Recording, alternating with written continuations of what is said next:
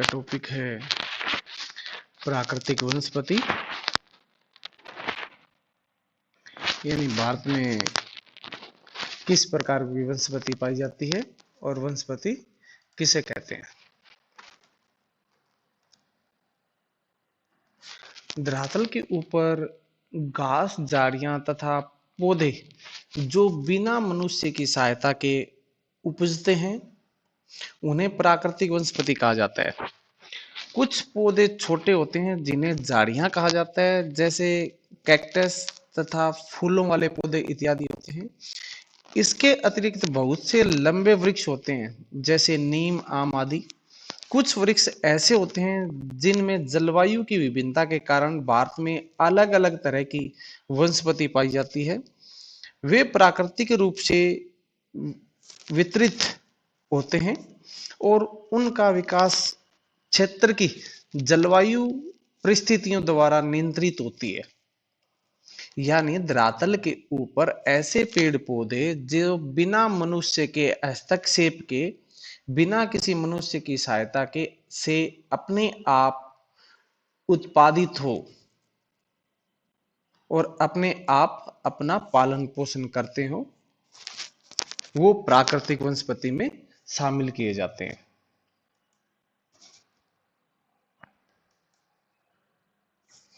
प्राकृतिक वनस्पति के कितने प्रकार हैं?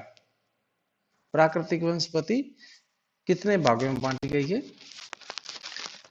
तो सबसे पहले है वन। वह भूस्थल जो पेड़ पौधों से घिरा हुआ है वन कहलाता है, जो वृक्षों के अलावा उपयुक्त तापमान एवं परिपूर्ण वर्षा वाले क्षेत्रों में उगते हैं। इन कारणों के आधार पर स्तनगन एवं खुले वन विकसित होते हैं। यानी ऐसा कोई भी स्थान जहां पर धरातल पर अपने आप खुले स्थान पर पेड़ पौधे पाए जाते हो, जो तापमान को नियंत्रित करते हो, बारिश में सहायता उत्पन्न करते हो, वो वन में सम्मिलित किए जाते हैं। नेक्स्ट है घास स्थल या घास के मैदान।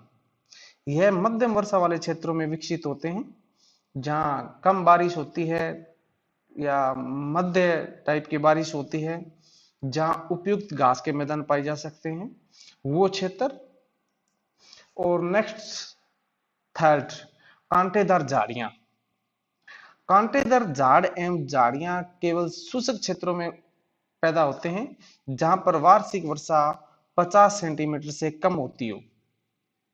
कि ऐसा क्षेत्र या मरुस्थलीय क्षेत्र जहां पर बारिश कम होती हो, उन क्षेत्रों के अंतर्गत कांटेदार झाड़ियां या झाड़ी नुमा पेड़ पौधे अधिक पाए जाते हैं।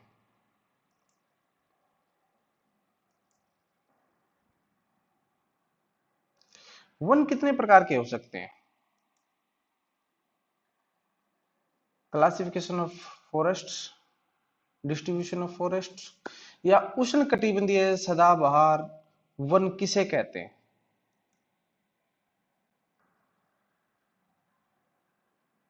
इन वनों को उष्ण कटिबंधीय वर्षा वन भी कहा जाता है।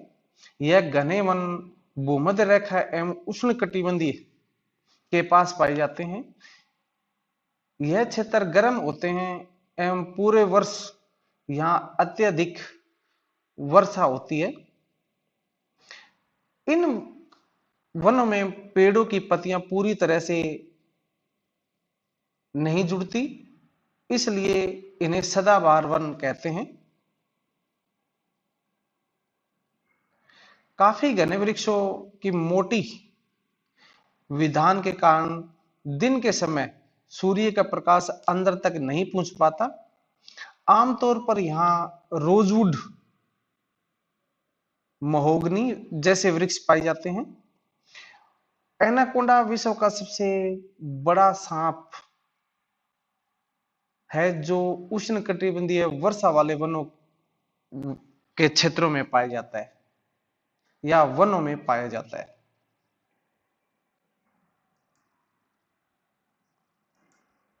नेक्स्ट, उष्णकटिबंधीय पर्णपाती वन।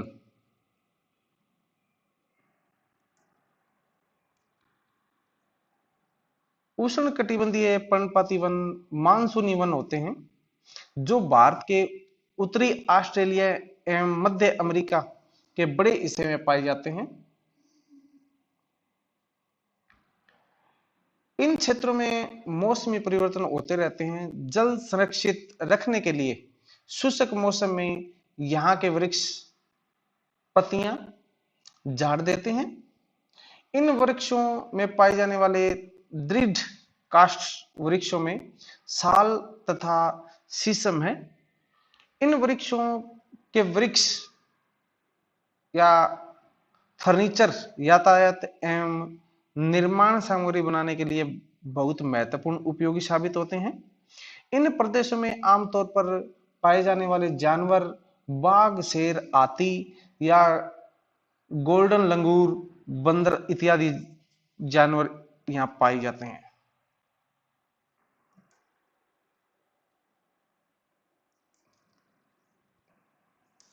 शीतोष्ण सदाबहार वन। शीतोष्ण सदाबहार वन मध्य अक्षांश के तटीय प्रदेशों में स्थित है। यह सामान्यतः महाद्वीपों में पूर्वी किनारों पर पाए जाते हैं, जैसे दक्षिण पूर्वी अमेरिका, दक्षिणी चीन एवं दक्षिणी पूर्वी ब्राजील। यहाँ बाज, चीड़ जैसे दृढ़ एवं मुलायम दोनों प्रकार के पेड़ पाए जाते हैं।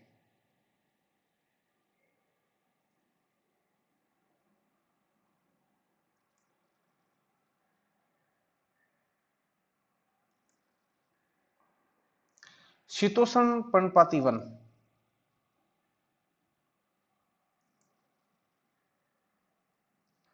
उच्च अक्षांश की ओर बढ़ने पर अधिक शीतोष्ण पर्णपाती वन मिलते हैं। यह उत्तर पूर्वी अमेरिका, चीन, न्यूजीलैंड, चिली एवं पश्चिमी यूरोप के तटीय प्रदेशों में पाए जाते हैं। यह अपनी पत्तियां शुष्क मौसम में झाड़ देते हैं। यहाँ पर विभिन्न प्रकार के वन्य जीव पाए जाते हैं, जैसे हिरण, लोमड़ी, भेड़िया। यहाँ पर विभिन्न प्रकार के पक्षी जैसे मोनाल फिजेंट पाए जाते हैं। मोनाल फिजेंट हरे टाइप का एक पक्षी होता है, वो पाया जाता है ग्रीन कलर से, जैसे मोर टाइप से छोटा रूप होता है।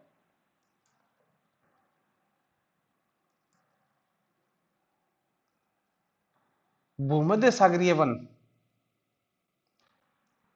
भूमध्य सागरीय वनस्पति। भूमध्य सागरीय वनस्पति शुष्क ग्रीष्म ऋतु में स्वयं को ढाल लेते हैं।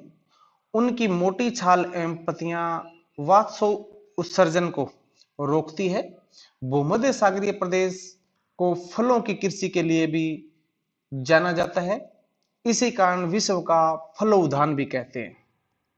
यह वनस्पति भूमध्य सागर के बाहरी प्रदेशों जैसे संयुक्त राज्य अमेरिका, दक्षिणी पश्चिमी अफ्रीका, दक्षिण पश्चिमी अमेरिका, दक्षिण पश्चिमी ऑस्ट्रेलिया में पाई जाती है। इन प्रदेशों में गर्म शुष्क ग्रीष्म एवं वर्षा वाली मृदु शीत ऋतु होती है। इन क्षेत्रों में आमतौर पर संतरा, अंजीर, जैतून एवं अंगूर जैसे फसल पैदा की जाती है या फल पैदा किए जाते हैं।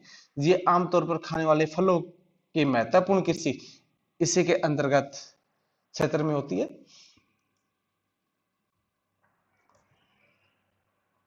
शंकुधारी वन,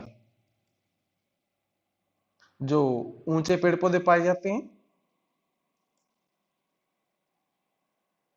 उत्तरी गोलार्ध के उच्च अक्षांशों में शंकुधारी वन पाए जाते हैं। इन्हें टेंगा भी कहते हैं। यह वन अधिक ऊंचाई पर भी पाए जाते हैं। इन्हीं वृक्षों को हिमालय में प्रचुर मात्रा में देखा जा सकता है। यह लंबे नरम सदाबहार वन होते हैं। यह वन नरम होते हैं, इसीलिए इसका इस्तेमाल अखबारी कागज बनाने के लिए, माचिस बनाने आदि में किया जाता है। यहाँ मुख्य रूप से देवदार, चीड़ जैसे पेड़ पाए जाते हैं और रजत, लोमड़ी, ध्रुवीय भालू जैसे जानवर भी सबसे अधिक पाए जाते हैं।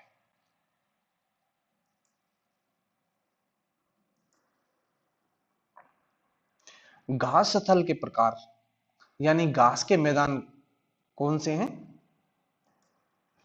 तो सबसे पहले उष्णकटिबंधीय घास के मैदान या उष्णकटिबंधीय घास स्थल, पूर्वी अफ्रीका यानी सवाना घास के मैदान, ब्राजील कैंपस, वेनेजुएला लानूस घास के मैदान।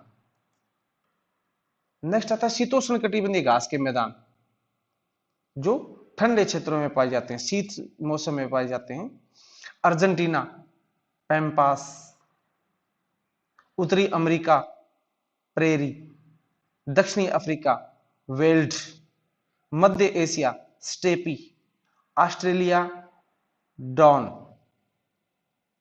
या डान।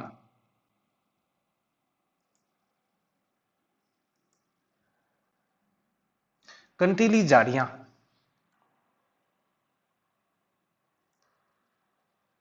शुष्क रेगिस्तान जैसे प्रदेशों में पाई जाने वाले उष्ण कटिबंधीय रेगिस्तान महाद्वीप के पश्चिमी किनारों पर पाए जाते हैं। तपती गर्मी एवं बहुत कम वर्षा के कारण यहां वनस्पति की कमी रहती है। यहां पर वार्षिक वर्षा 50 सेंटीमीटर से भी कम होती है। भारत का राजस्थान इलाका या भारत का रेगिस्तानी इलाका राजस्थान और विश्व का सहारा मरुस्थल इसी क्षेत्र के अंतर्गत आते हैं, जहां कांटेदार झाड़ियां, कीकर, कैक्टस, खेड़ी, नागफनी जैसे पेड़ पौधे जो हैं पाए जाते हैं।